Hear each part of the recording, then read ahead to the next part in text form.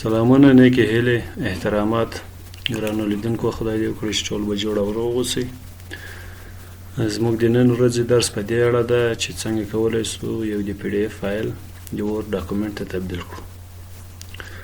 البته دا کار دوستانو موږ تاسې په مختلفو طریقو کولی سو.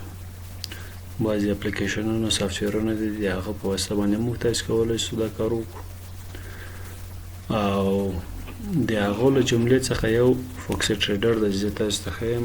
فوکسټ پی ډي اف ریډر د دې په واسطه باندې تاسو کولی سئ د پی ډي اف فایل وورډ ډاکومنټ ته تبدیل کړئ به. او نن چې زه په کومه طریقه باندې تاسو ته د پی ډي اف فایل وورډ ډاکومنټ ته تبدیلوم، هغه داسې ده دوستانو چې بغیر له کوم سافټویر څخه موږ تاسې د پی ډي اف فایل کولی سو خپله د وورډ د پروګرام له طریقه تبدیل کړو. یعنې اوسني افیس پیکیجونه چې دي خپله دا وړتیا یا توانایي لري چې موږ ته تاسو ته د پی ډي اف فایل وورډ ډاکومنټ ته تبدیل کړي دوستانو. دا ډېره اسانه طریقه ده دوستانو. زه د ډیسکټاپ په مخ باندې دوستانو دلته تاسو ته دوه دانې د پی ډي اف فایلونه ښکارېږي. زه دوه پی ډي اف فایل په ډیسکټاپ باندې لرم. دغو څخه دغه یو زه غواړم د وورډ ډاکومنټ ته تبدیل کړم دوستانو.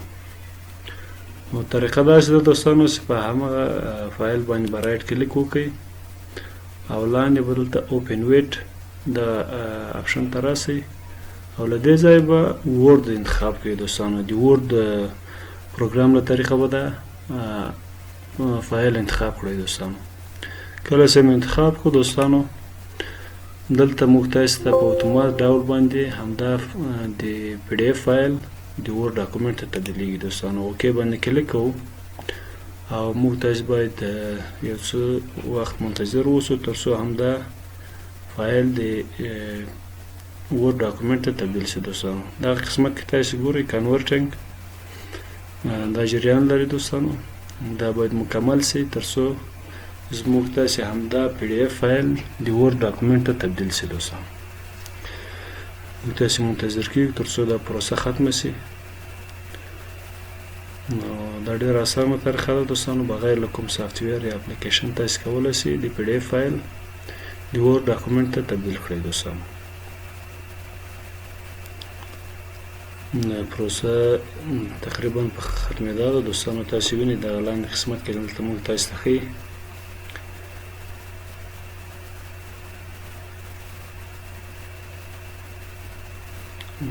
یوه لحظه منتظر کېږو دوستانو.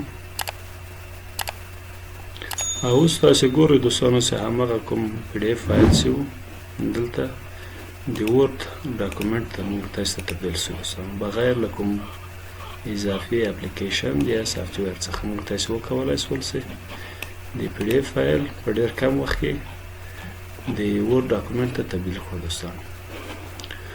نو دا یوه طریقه دوستانو د پی ډي اف فایل تبدیلول د وورډ ډاکومنټ ته دوستانو. خدای دې وکړي چې تاسې به زده کړي وي. زموږ د یوټیوب چینل سبسکرایب کړئ دوستانو. د بیل آیکن ته هم پرس ورکړئ دوستانو تر څو تاسې ته نوي درسونه په اتومات شکل باندې راشي دوستانو. او ویډیوګانې لایک او کمنټ کړئ دوستانو. تر بله درسه مو په الله پاک سپارم. ښې چارې الله مو مل شه.